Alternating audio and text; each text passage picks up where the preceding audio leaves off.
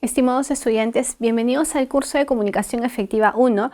Les saluda la profesora Caterina Rosmery Sánchez Anastasio y el día de hoy vamos a tocar un tema muy importante que tiene que ver mucho con los conocimientos que nosotros vamos a adquirir a través de este proceso. Y este proceso es la lectura. ¿Qué entendemos por lectura? ¿O por qué razón es importante en contextos académicos, en contextos profesionales? Vamos a señalar que la lectura es un proceso fundamental que nos permite comprender la información que está registrada en un texto.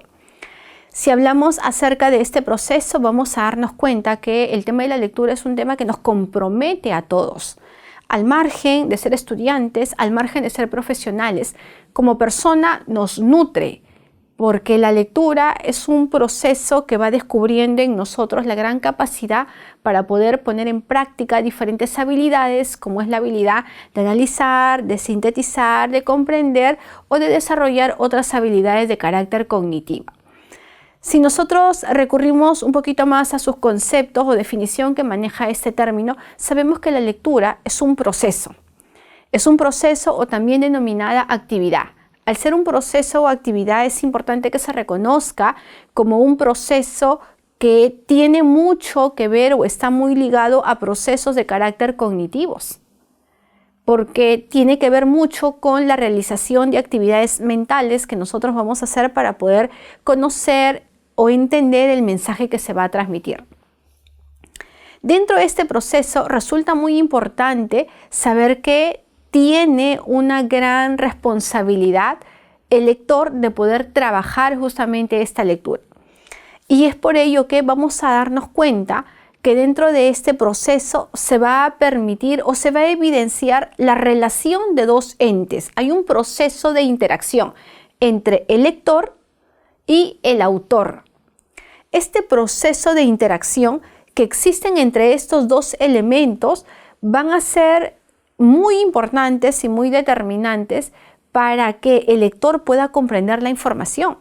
En este proceso donde se va a interrelacionar o se van a conectar estos dos elementos, es importante que de parte del lector se tenga todas las capacidades necesarias para poder comprender a este autor.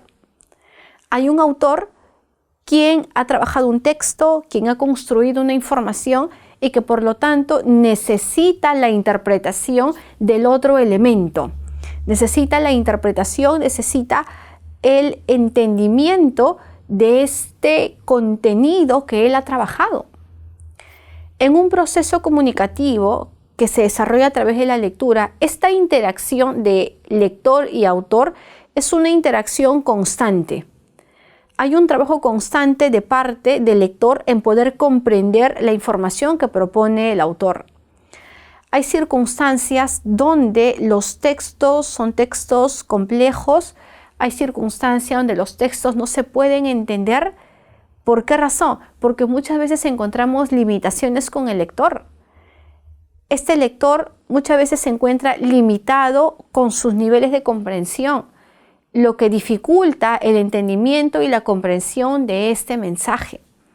Entonces, este proceso de interacción nos permite reconocer que hay un gran trabajo de parte de quien escribe y de parte de quien lee. ¿Y quiénes son estos elementos? Son dos elementos de la comunicación que trabajan en conjunto. Y estos dos elementos es el emisor propiamente, quien codifica, y el receptor, quien decodifica, que para procesos lectores es el autor y es el lector precisamente. Vamos a tener en cuenta que este proceso de interacción entre ambos va a requerir de una serie de actividades que vamos a ponerlas en práctica, porque para poder entender el documento, el informe, el libro, el mensaje, el correo o cualquier tipo de información requiere mucho de la gran capacidad que podemos tener nosotros los lectores. La preparación del lector es uno de los principales requerimientos. Si el lector no está preparado, si el lector no tiene conocimientos previos, si el lector no es una persona que está ligada constantemente al mundo de la lectura, va a tener muchas dificultades de poder comprender la información.